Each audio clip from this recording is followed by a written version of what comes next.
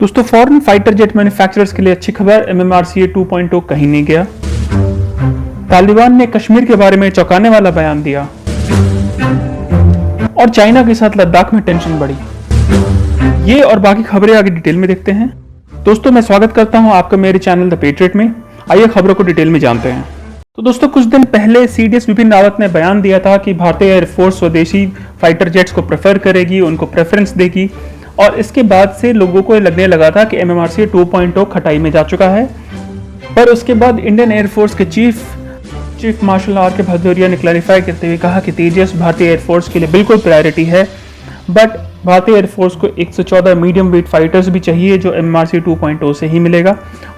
Indian air force के अगले 15 साल के प्लान को क्लैरिफाई करते हुए उन्होंने कहा कि इंडियन एयरफोर्स के पास अगले 15 साल में 83 LCA MK1 ने 100 MK2, इसके अलावा 36 राफेल और 114 मीडियम वेट फाइटर्स होंगे जो MMRCA 2.0 मिलेगा।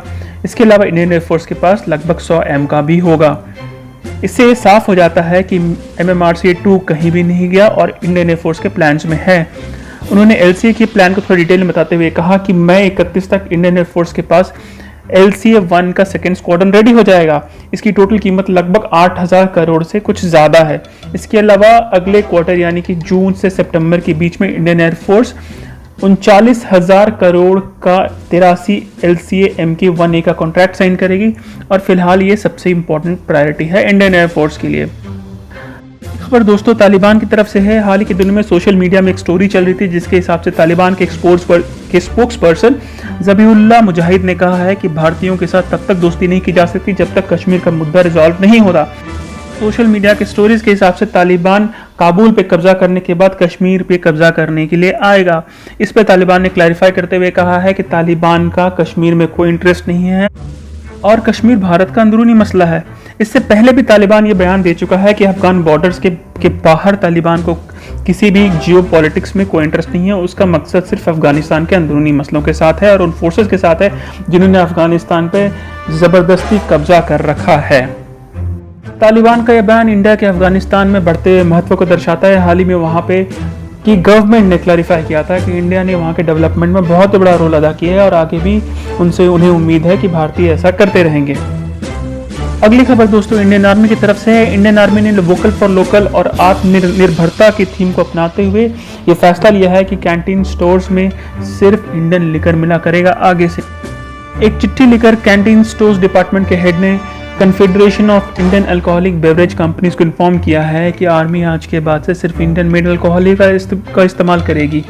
ये खबर सुनकर इंडियन अल्कोहलिक मैन्युफैक्चरर्स को बेहद खुशी हुई है और इससे ये होगा कि इंडिया में जो अल्कोहलिक कंपनीज हैं, अल्कोहलिक बेवरेज मैन्युफैक्चरिंग कंपनीज हैं, उनको बढ़ावा मिलेगा। हालांकि शराब के शौकीनों के लिए कोई बहुत अच्छी खबर नहीं है क्योंकि कई जानी मानी ब्रांड्स जैसे Johnnie Walker, Chivas, Jack Daniel's, Glenfiddich, Glenlivet, Teacher's इत्यादि विदेशी शराब की कैटेगरी में आते हैं और अब ये CSD कैंटीन्स में नहीं मिला करेंगी।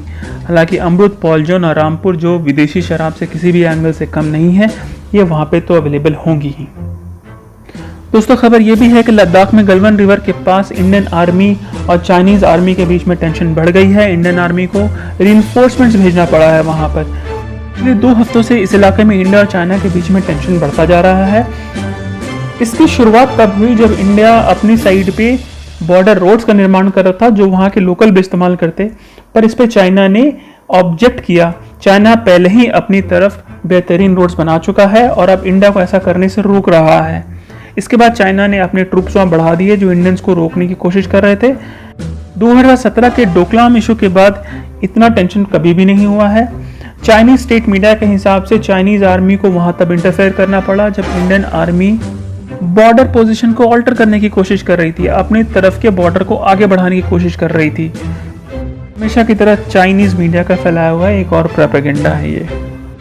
और दोस्तों आखिरी खबर फिलीपींस से है। फिलीपींस में भारतीय राजदूत जयदीप मजुमदार के हिसाब से फिलीपींस और भारत कई सारे डिफेंस प्लेटफॉर्म्स को खरीद फरोख्त करने की बात कर रहे हैं जिसमें BrahMos missile system major deal होगा।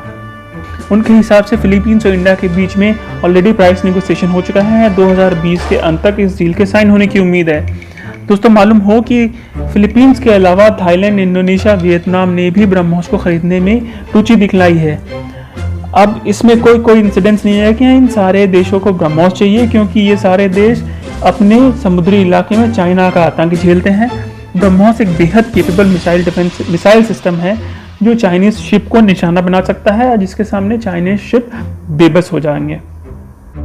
तो दोस्तों आज के लिए बस इतना ही। आपको आज का एपिसोड कैसा लगा नीचे कमेंट में ज़रूर बताएं, और अगर ये एपिसोड पसंद आया है तो इसे लाइक करें, दोस्तों के साथ शेयर करें, मेरे चैनल को भी सब्सक्राइब करें। जय भारत, जय हिंद।